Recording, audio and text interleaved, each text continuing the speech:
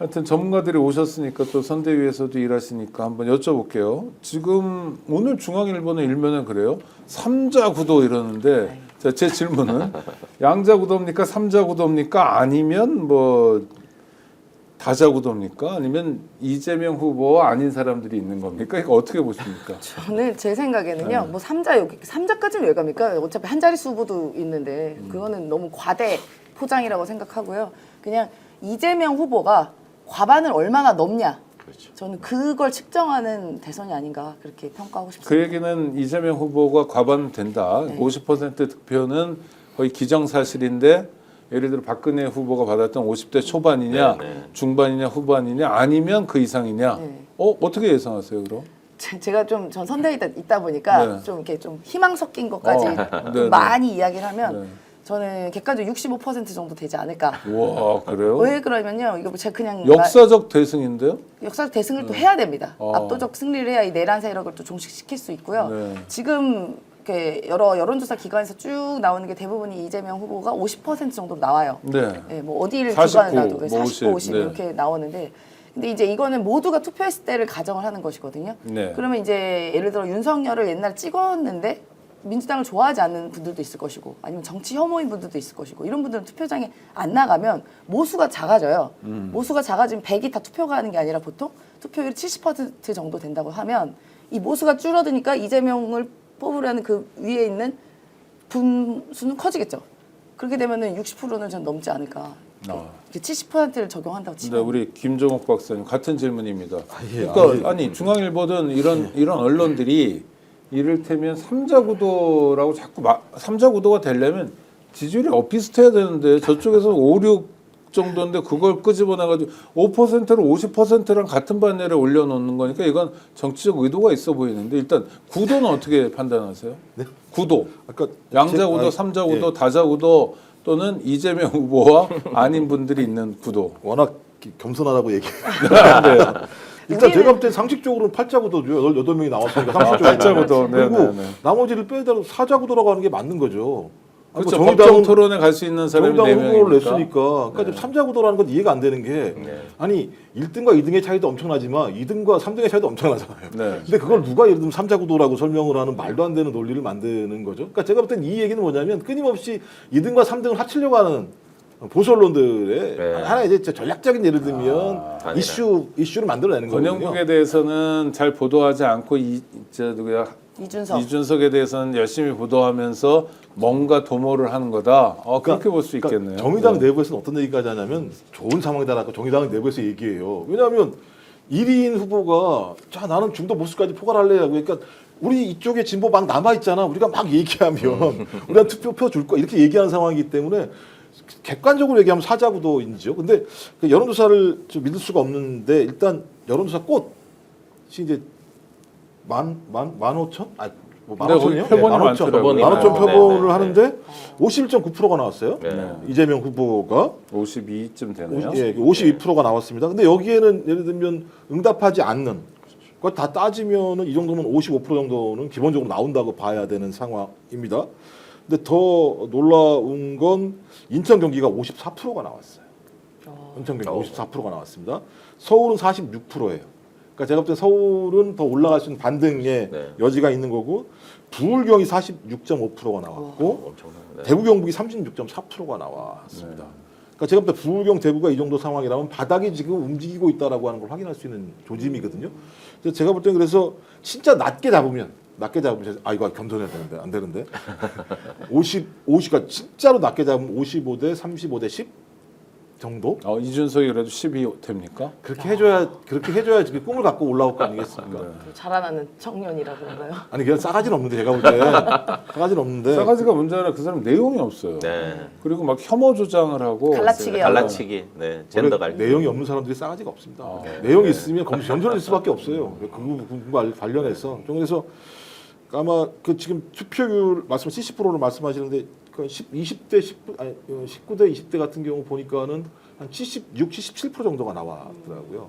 그러면 77, 76대는 한 4,400만 정도의 유권자인데 한 3,300만 정도가 3,400만 정도가 투표한다고 치면 한 55% 나오면 2,400만 표 정도를 얻게 되는 상황이에요.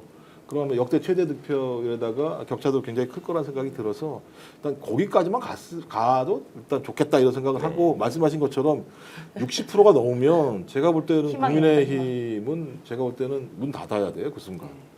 예, 저희가 뭐 겸손하지 않는 게 아니라 그냥 희망 섞인. 아니 데이터를 말씀드려요. 여론조사 그렇죠. 꽃이라고 하는 맞습니다. 가장 많은 15,000명의 데이터를 가지고 있기 때문에 지역 단위까지도 해석을 할 수 있는 측면들이 분명히 있어서 이 데이터보다 더 과학적인, 그러니까 과학적이라고 하는 게 딱 맞다는 게 아니라 표본 오차가 가장 적은 샘플을 가지고 봤을 때 51.9%인데 이걸 조사한 때가 언제였느냐?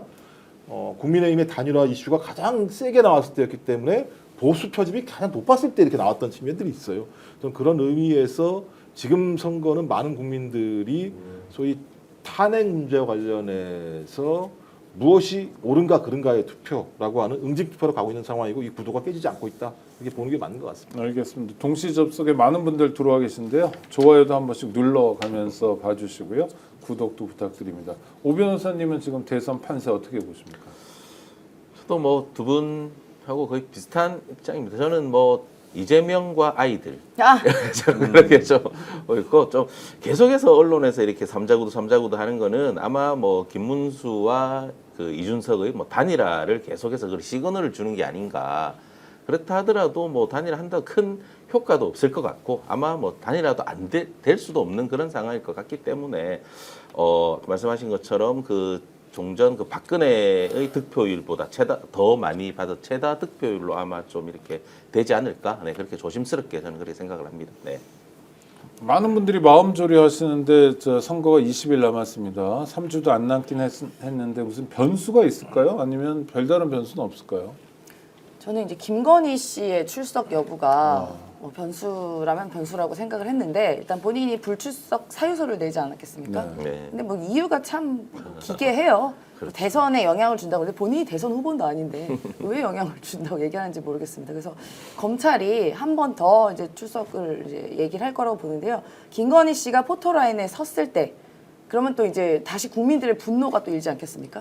다시 이제 무럭무럭 생각이 나죠. 옛날에 김건희 씨가 했던 행위들이 뭐 마포대교 가서 지시하고 옛날 디올백 받았던 거 이제 뭐 다이아몬드 목걸이 이제 쭉쭉쭉 계속 이제 나오다 보면 윤석열에 대한 분노 그리고 국민의힘에 대한 분노가 더 커질 수 있다. 그래서 저는 그 부분에 있어서 국민의힘이 악자가 될 수도 있는 상황. 그래서 저는 그 김건희 씨의 나타나는 모습이 저는 큰 변수가 아닐까 싶습니다. 아니 정중하게 출석 요구를 했는데 말도 안 되는 이유로 소환 거부하면 그 다음 수수는 체포영장 네, 그렇죠. 네, 영장 강제 발부, 수사를 네, 해야죠. 강제 수사 해야 됩니다. 지금 왜냐하면은 지금 내란숙의 윤석열도 지금 구속 취소되어 가지고 지금 거리를 할부하고 있잖아요. 지금 아크로비스타에서 네, 계속 네. 술자리를 하고 있다고 하고 얼마 전에는 강아지 끌고 이렇게 한강 한강변도 산책을 나오고요. 하고. 네. 근데 지금 내란 중요임무 종사자 자기 부하들이 다 지금 구속돼 있잖아요. 자기 부하들이 구속돼 있는데 내란 수계가 거리를 할부한다는 것 자체는 말이 안 되는 거거든요. 근데 직위원이 저는 당연히 월요일 이번 12일 날 출석할 때 법정 구속을 했어야 된다고 봤는데 전혀 그런 게 없잖아요, 지금. 그렇다면 또 검찰에서 구속영장을 청구하든 직위원이 법정 구속을 하든 내란 수계는 당연히 구속을 해야 되고 그렇다면 김건희도 당연히 둘은 한 몸이잖아요, 한 몸. 거의 그렇죠. 증거인멸 우려 있잖아요, 지금. 계속해서 관련자들 접촉하고 있고 지금 뭐 서버라든지 비아폰이라든지 이런 것도 계속해서 협조 안 하고 그게 전부 다 증거인멸의 우려가 있었던 거잖아요, 명백한. 그리고 저는 얘들은 도주할 것 같아요, 어디로. 네, 네. 밀항을 하든지. 네. 그럴 우려도 충분히 있거든요. 그러면은 당연히 지금 구속 사유가 차고 넘치기 때문에 당장 저는 영장 청구해서 구속해야 된다고 봅니다. 저는. 네. 그게 원칙이죠. 네. 저 대선 남은 변수가 뭐가 없을까 걱정하시는 분들도 있는데 김정욱 박사님 마지막으로 대선 변수 뭐가 있을까요? 걱정하시는 분들한테 아무 걱정하시지 말라고 말씀드리는 건 좀 이상한 것 같긴 하고요. 그러면 나이브하다고 그런다며요. 나이브하다. 국민들이 엄청 긴장돼 있는 상황이고 민주당이나 이쪽에서 오히려 좀 라이브한 얘기를 하면 정신 차려라. 지금이 어떤 상황인데. 그러니까 압도적 승리라고 얘기하는 게 민주당 좋아라고 하는 얘기가 아니야. 내란 세력을 진압하려면 민심을 결집시켜야 되고 그 압도적 민심만이 내란 세력의 준동, 그다음에 지금까지 이런 문제들을 끌어왔던 기득권 세력들의 어떤 척결을 할 수 있는 중요한 힘이니까 제발 부탁인데 좀 라이브하지 마 이런 말씀들에 대해서는 저는 뭐 충실히 겸허하게 받아들여야 한다는 생각을 하고요. 그래서 이제 상수는 민심인데 이제 변수는 저는 국민의힘 내부의 분열 같아요.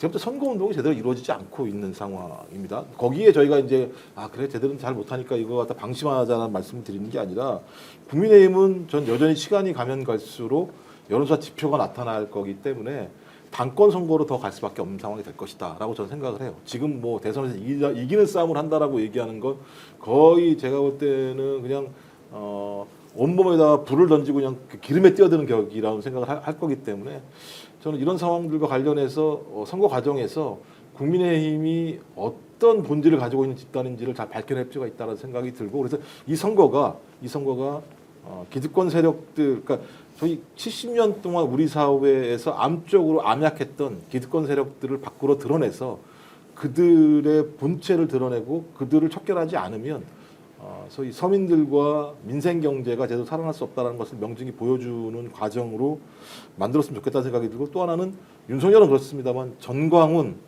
그다음에 사랑제일교회 소위 아스팔트 극우들의 본체들을 드러내서 온 국민들도 우리 그 안에 계셨던 분들 같은 경우도 저 극우 집단들이 우리의 민주주의를 어떻게 붕괴시키는지를 갖다 낱낱이 밝히는 전 그래서 그들에게 좀 호러 같은 영화가 상영되는 20일이었으면 좋겠다 이런 생각합니다. 오늘 방송 어떠셨습니까? 마음에 들었다면 구독, 좋아요로 스픽스를 응원해 주십시오. 여러분들의 구독, 좋아요는 가장 큰 힘이 됩니다. 스픽 구독, 좋아요.